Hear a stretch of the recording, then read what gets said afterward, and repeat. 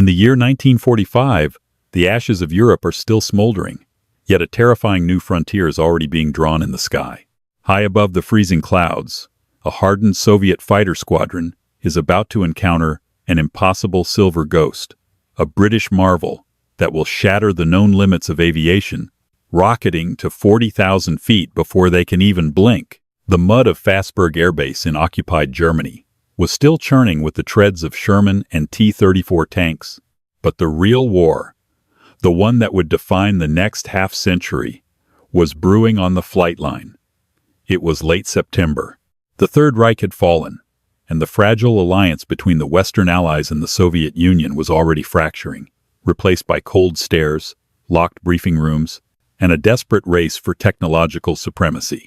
Captain Nikolai Rostov of the Red Air Force stood by the wing of his battle-scarred Yakovlev Yak-3, a cigarette dangling from his lips.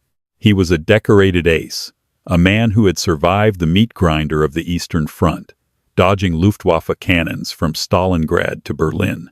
To Rostov, air combat was a brutal, intimate ballet of turning circles, lead-spitting cannons, and low-altitude dogfights. His Yak-3 was a thoroughbred light, phenomenally agile, and utterly deadly below 15,000 feet. He and his squadron mates believed, with justified arrogance, that they were the undisputed masters of the European sky. But today, Rostov's dark eyes were fixed on the far end of the Allied tarmac. There, cordoned off by heavily armed British military police, sat a shape that made no sense. It was hidden beneath heavy canvas tarpaulins, but the silhouette was all wrong. It lacked the proud upright stance of a Mustang or a Spitfire. It sat low, aggressively raked, with a swollen tubular fuselage that looked too heavy to fly, yet strangely lethal. "They call it a high-altitude research interceptor," muttered Lieutenant Pyotr Volkov, shivering in the damp wind as he joined Rostov. Volkov handed over a tin mug of chicory coffee. "One of the American mechanics traded a bottle of gin to our ground crew last night. Said the British flew it in from Boscombe Down, under the cover of a thunderstorm." Rostov took a sip, grimacing at the bitter taste. "Research? Look at the guards. You don't put 3 perimeter fences around a weather plane, Pyotr. It's a jet, like the German Schwalbe, but bigger." The Soviets had faced the Messerschmitt Me 262. They respected its speed, but they also knew its fatal flaw. It was sluggish to accelerate and vulnerable in a climb. If the British had built a jet, Rostov assumed it would be more of the same, a fast but heavy brick that could easily be outmaneuvered by a seasoned pilot in a piston-engine fighter. Across the tarmac, squadron leader Taylor Pendleton stepped out of a Willys Jeep. Taylor was a veteran of the Battle of Britain, a man whose nerves had been replaced with cold-rolled steel after years of test-flying experimental de Havillands and Supermarines.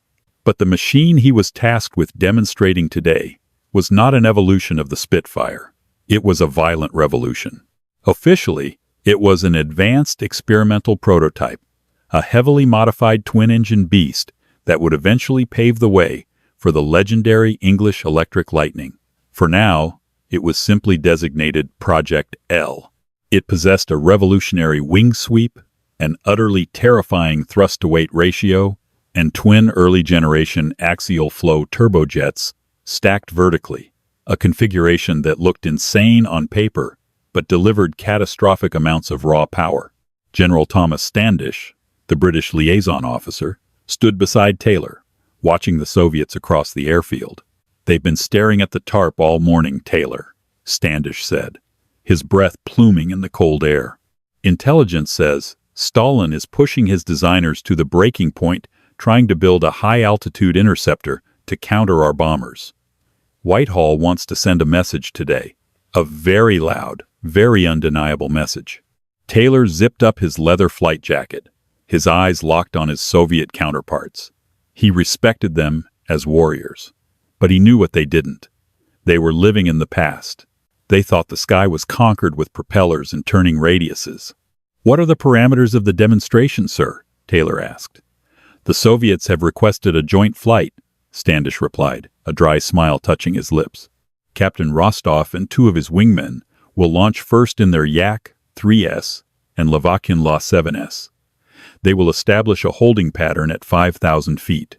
You are to take off, join their formation, and then, well, you are to demonstrate your rate of climb.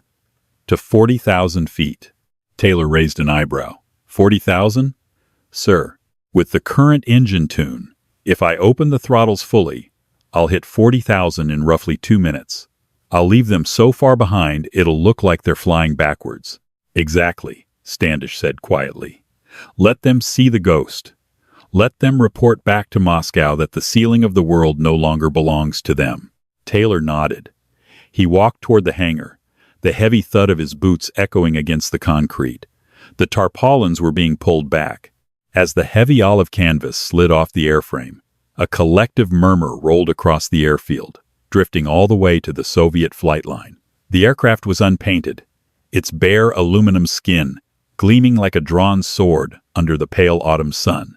Its nose was a gaping intake, its wings sharply swept, and the exhaust nozzles at the rear looked like the muzzles of naval artillery. It didn't look like an airplane. It looked like a missile with a cockpit strapped to the front. Rostov dropped his cigarette, grinding it into the mud with his heel. The arrogance in his chest was suddenly replaced by a cold, crawling sensation of profound unease. The briefing was held in a corrugated iron Nissen hut that smelled of damp wool and aviation oil. The atmosphere was stifling. Soviet and British pilots sat on opposite sides of the central aisle, a physical manifestation of the Iron Curtain that was already descending across Europe. A Royal Air Force intelligence officer tapped a chalkboard with a wooden pointer. Gentlemen, the objective of this afternoon's exercise is to evaluate multinational formation flying and observe maximum operational ceilings. Captain Rostov, you and your section will take off at 1,400 hours and hold at 5,000 feet over the designated grid. Rostov crossed his arms, his eyes flicking toward Taylor, who sat quietly in the front row, reviewing a leather-bound kneeboard. And the British machine? Rostov asked, his English heavily accented but perfectly clear. It will join us at this altitude? Will it be able to keep up with our cruise speed without stalling? A few of the Soviet pilots chuckled. It was a deliberate jab. Early jets were notoriously unstable at lower speeds. Taylor didn't look up from his notes. I believe I can manage to keep her airborne, Captain. Excellent, Rostov said, leaning forward. Because my Lavochkin La 7 is not a patient aircraft. Once we are in formation, we will initiate a maximum power climb, a race to 20,000 feet. We will see how this Project L handles gravity. The demonstration profile calls for a climb to 40,000 feet, Captain, General Standish interjected firmly. Rostov scoffed. 40,000? In standard interceptor configuration? It will take us 20 minutes to claw our way up there, General. The air is too thin. The engines will choke. It is an exercise in freezing to death, not combat tactics. Taylor finally closed his kneeboard and turned to face the Soviet ace. Captain Rostov, I suggest you dress warmly and keep your eyes on the altimeter. You won't have time to get bored. By 13:45 hours, the airfield was deafening. The Soviet flight line erupted into life with the familiar chest-rattling roar of heavy piston engines. Rostov's La 7, a brutal, snub-nosed fighter with a massive radial engine, spat plumes of blue smoke before settling into a terrifying, rhythmic growl. Alongside him, two sleek Yak 3S spun their propellers into translucent discs. The three Soviet fighters taxied out, their pilots sitting high in the cockpits, goggles down. They took off in a tight, flawless Vic formation, their landing gear retracting the moment they cleared the runway. They were masters of their craft, aggressively banking toward the rendezvous point, pulling tight, G-straining turns just to show off for the men on the ground. Down on the tarmac, Taylor strapped into the claustrophobic cockpit of Project L.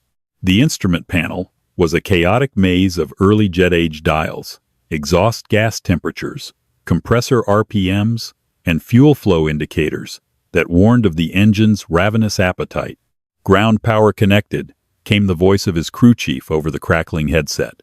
Igniters ready, sir.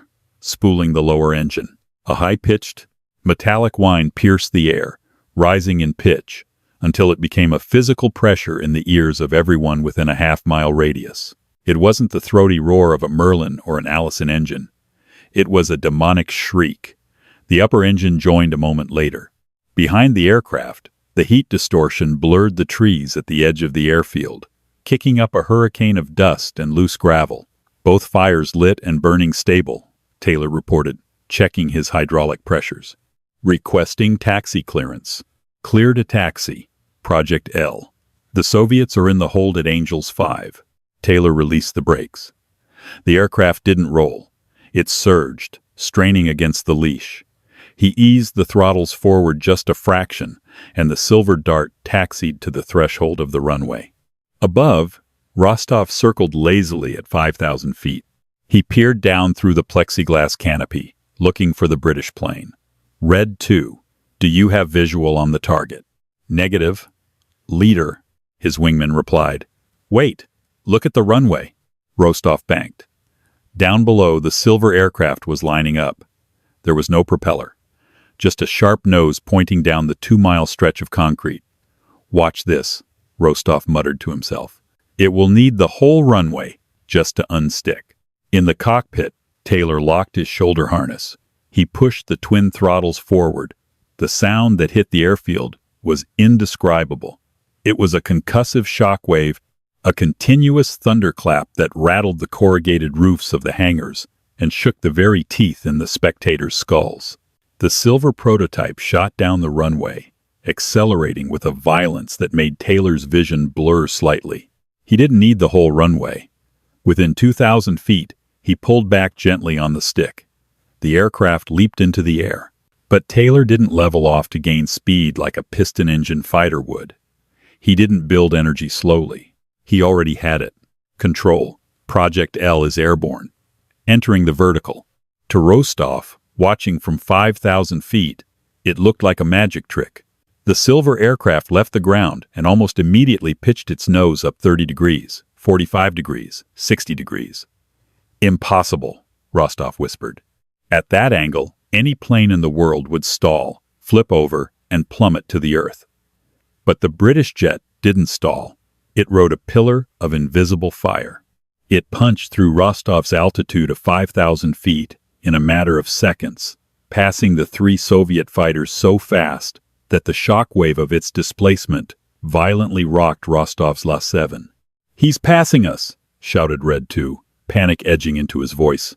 "Leader, he is going straight up."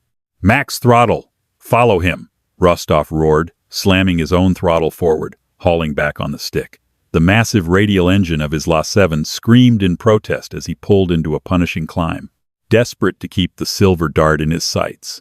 But it was like trying to chase a falling star in reverse.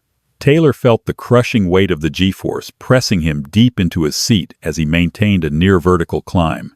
His eyes were glued to the altimeter. The needle was spinning so fast it was a blur. 10,000 feet, 15,000, 20,000. He looked over his shoulder. Miles below, 3 tiny black dots were struggling against gravity, their prop wash visible as faint white trails in the moist air. They were already obsolete. Project L, passing 25,000 feet, Taylor transmitted, his voice completely calm, betraying none of the adrenaline surging through his veins. "Copy that, Project L," Standish's voice crackled back, dripping with profound satisfaction. "Time is currently 1 minute, 10 seconds. 30,000 feet. The sky outside the canopy began to change color, deepening from pale blue to a harsh, rich indigo. The air was becoming dangerously thin, but the twin jets behind Taylor didn't care. They were breathing perfectly, ram air forcing its way into the compressors, hurling the aircraft toward the stratosphere. At 20,000 feet, Rostov's La-7 was dying. The engine was gasping for oxygen, the controls growing mushy and unresponsive. He was hanging on the propeller, the airframe shuddering violently on the edge of a stall. He looked up through the top of his canopy. The silver ghost was gone. It had completely vanished into the deep blue void. "Leader." "I have lost him," Red 2 gasped over the radio, his engine spluttering. Where did he go? Rostov's hands trembled on the stick. He checked his stopwatch. It had been exactly 1 minute and 58 seconds since the jet left the runway. Before Rostov could reply, a calm, distinctly British voice broke over the shared frequency. Crystal clear and chillingly polite. Captain Rostov, this is Project L. I am currently holding at 40,000 feet. The view up here is quite spectacular. Whenever you and your boys are ready to join me, I'll be waiting. At 40,000 feet, the sky no longer felt like Earth. The familiar blue had faded into a dark indigo, almost black, with the faint curve of the planet stretching beneath Taylor Pendleton's aircraft. Frost crept along the canopy, and outside, the temperature plunged to deadly extremes. Inside the cockpit, Taylor's breathing echoed through his oxygen mask as he steadied the experimental jet. He reported calmly to control he had reached altitude, and the Soviet aircraft below had failed to follow. The demonstration was complete. Turning gently, he reduced throttle to begin his descent. Then everything went wrong. 2 violent explosions ripped through the engines. The aircraft shuddered, instruments spinning into chaos. Compressor stall. Within seconds, the engines lost balance, then failed entirely. The deafening roar of jet power vanished, replaced by a hollow rush of wind. Taylor was now gliding, if it could even be called that. The heavy aircraft dropped fast, its wings never designed for powerless flight. He reported a dual flameout, his voice controlled but stripped of confidence. On the ground, panic erupted. Orders came quickly. Relight the engines, or eject before it was too late. Taylor ignored the fear. He knew the only chance was to dive into thicker air, forcing the engines to restart. He angled the nose downward, fighting stiffening controls as the aircraft fell. Far below, Soviet pilot Rostov spotted the change. The contrails had vanished, replaced by a streak of smoke. Realization dawned. This unstoppable machine was falling. A cold smile crossed his face. The hunter had become prey. The altimeter unwound with the terrifying, relentless mechanical precision of a bomb timer. 38,000, 35,000, 32,000. Without the demonic, concussive roar of its twin turbojets, the cockpit of Project L had become a suffocatingly silent tomb, save for the eerie, hollow rushing of the freezing wind tearing over the bare aluminum canopy. Taylor Pendleton wrestled with the heavy control column, his shoulders burning beneath the thick leather of his flight jacket. The silence was deceptive. It masked a desperate, high-stakes battle against physics. Project L was a 50-ton dart designed to punch through the stratosphere on raw, brutal thrust. Without power, its sharply swept wings and aggressive tubular fuselage offered the aerodynamic grace of a falling anvil. The hydraulic pumps, slaved to the now-dead engines, were bleeding pressure fast. With every passing second, the flight controls stiffened, feeling as though the linkages were being slowly encased in curing concrete. He had to maintain speed.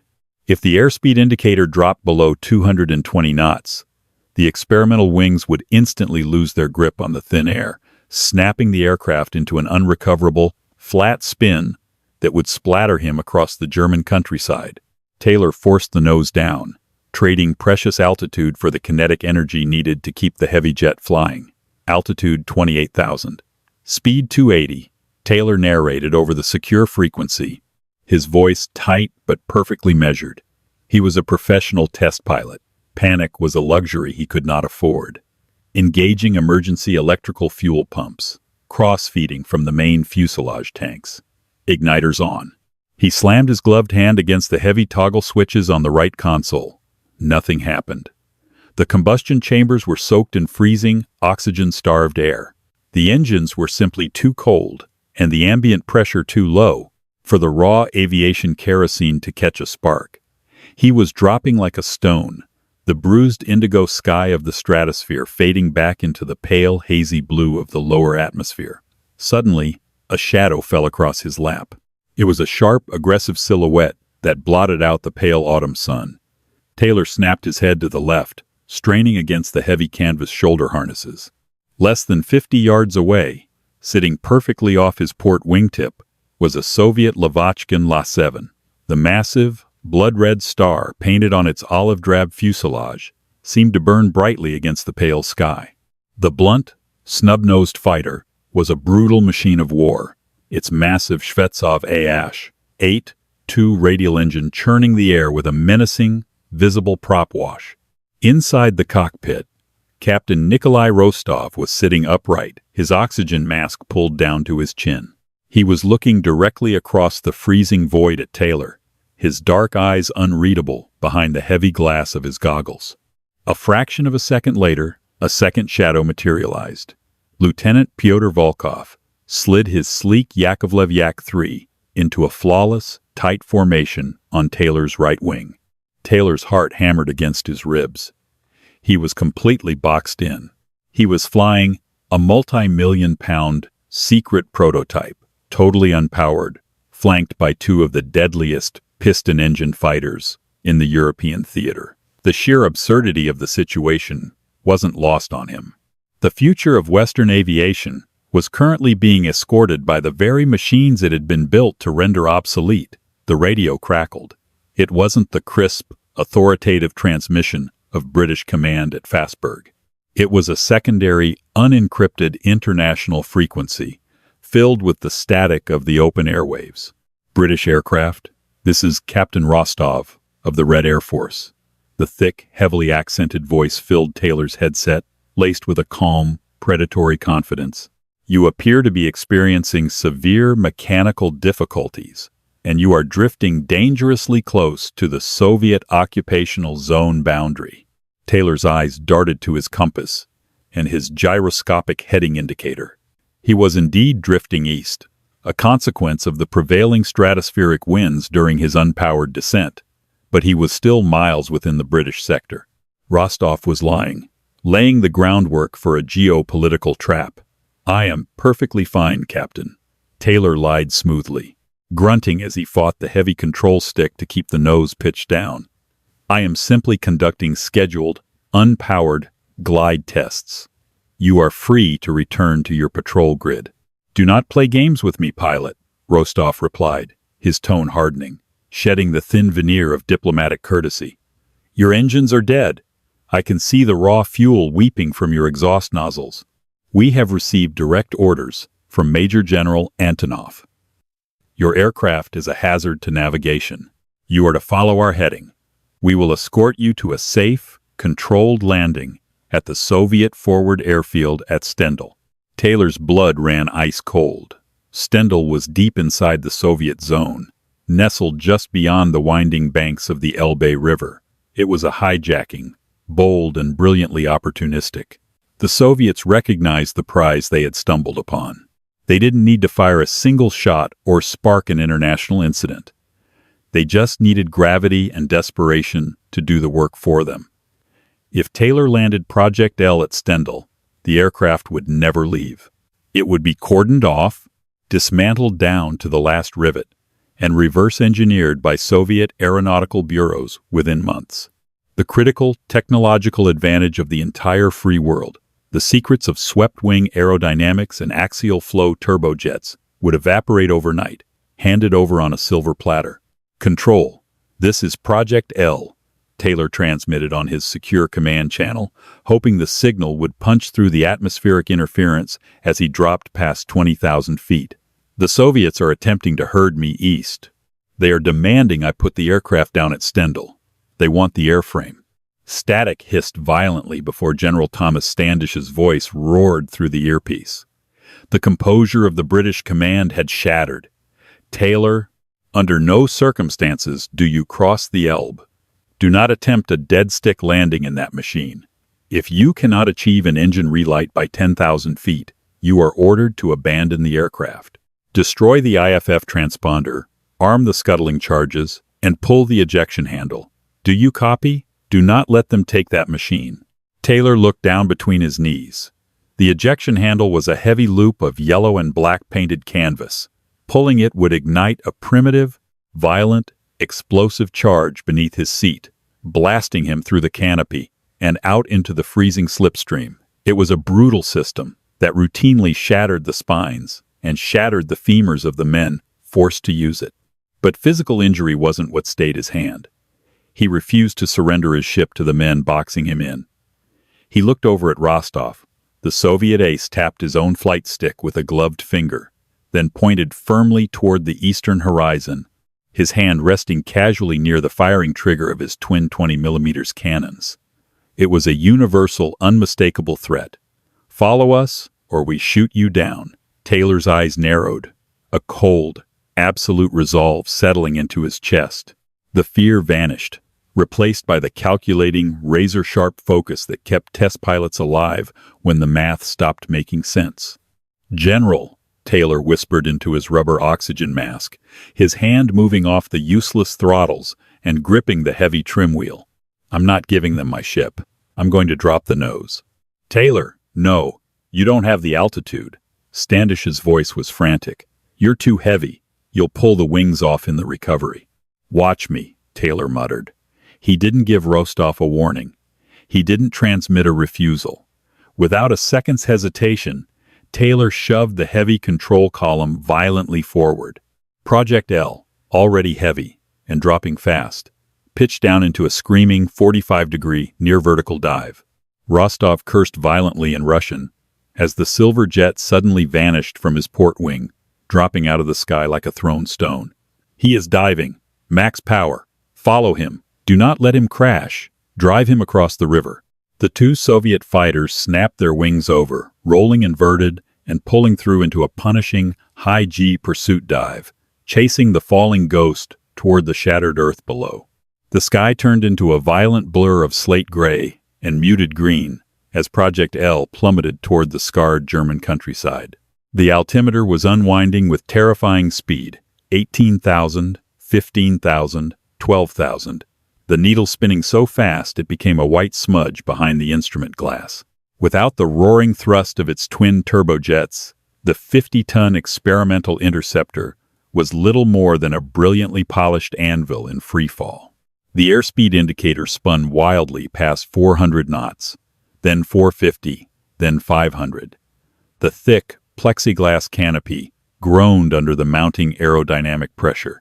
The airframe began to vibrate, an ominous, high-frequency shudder that telegraphed through the floorboards and directly into Taylor Pendleton's boots. It was the Mach buffet, the violent, aerodynamic instability that occurred when air over the swept wings approached the speed of sound. The aircraft was warning him, pull up or break apart. But Taylor couldn't pull up. Without engine power, the hydraulic pumps were dead. The control column felt as though it were entombed in setting concrete. He needed the sheer, terrifying velocity of the dive to force a hurricane of ram air through the nose intake, hoping it would generate enough pressure to spin the frozen compressor blades back to life. Behind him, Captain Nikolai Rostov and Lieutenant Pyotr Volkov were pushing their piston fighters to the absolute edge of mechanical disintegration. The heavy Shvetsov Ash 8.2 radial engine of Rostov's La-7 was screaming, a deafening, metallic howl, as the propeller bit frantically into the thickening air. Oil pressure was dropping. The smell of burning lubricants flooded Rostov's cockpit. "Do not lose him, Pyotr," Rostov barked over the radio, his chest heaving against his harness as the G-forces of the pursuit dive pushed him deep into his seat. "My engine is redlining, Captain," Volkov replied, panic bleeding into his voice. "The wings are popping. If we push past 400 knots, the fabric will strip from the control surfaces." "Hold your dive," Rostov commanded. His eyes were locked onto the silver dart ahead. The British pilot was playing a desperate game of chicken with the ground, but Rostov knew the geography perfectly. They were screaming eastward, directly toward the meandering ribbon of the Elbe River. Once they crossed that water, they were firmly inside the Soviet occupation zone. If the British jet crashed there, it was a victory. If Rostov could force him to land at the Stendal airstrip just beyond the river, it was the greatest intelligence coup of the decade. 10,000 feet. The ground was rushing up with horrifying clarity. Taylor could see the shattered remnants of bombed-out farmhouses, the dark scars of artillery craters, and the dark green canopy of the pine forests expanding in his windscreen. The wind noise inside the cockpit was a physical roar, drowning out the frantic, static-laced calls from General Standish back at Fastberg Control. Airspeed 540. Throttles to idle. High-pressure fuel cocks open, Taylor shouted to himself, running through the frantic mental checklist. His arms ached, muscles burning as he strained against the heavy stick, just to keep the dive angle stable. 8,000 feet. He slammed his fist down on the twin toggle switches for the igniters. He waited for the deep, resonant thud of ignition. He waited for the life-saving thrust. Nothing happened. Only the mocking, deafening howl of the wind. The engines were still too cold. The fuel mixture too rich for the rushing air. The relight had failed. Damn it! Spool, you bastard, spool! Taylor grunted, his fingers stabbing the igniter switches again. Nothing. A sudden flash of brilliant red light tore past his right wingtip, so close he could see the individual smoke trails. Tracer fire. Taylor snapped his head to the rearview mirror. Rostov's La-7 was sitting 500 yards behind him, the twin 20mm Chef-Gat cannons in its nose smoking. It was a warning burst. British pilot! Rostov's voice blasted through the unencrypted frequency, harsh and uncompromising. Your engines are dead. You are crossing the Elbe.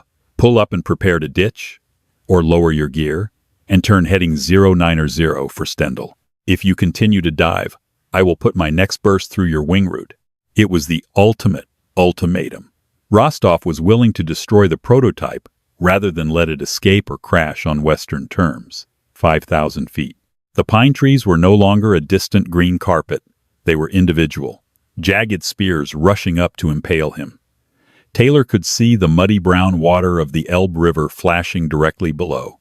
He had mere seconds before the aircraft became a spectacular, fiery crater in the German soil. I'm not giving you my ship, Taylor whispered, a cold, absolute calm settling over him. He ignored the tracer fire. He ignored the aching in his arms. He reached down and manually bypassed the automatic fuel metering, flooding the combustion chambers with raw aviation kerosene. It was a dangerous gamble. It could blow the turbines to shrapnel, but it was the only card he had left. 3,000 feet. Ignition, Taylor roared, slamming the switches one final time. For a fraction of a second, the world seemed to freeze.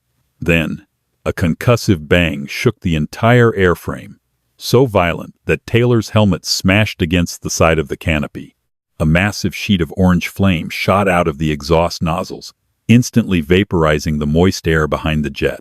The deep, resonant thud vibrated through the floorboards, followed instantly by a rising, glorious, mechanical shriek.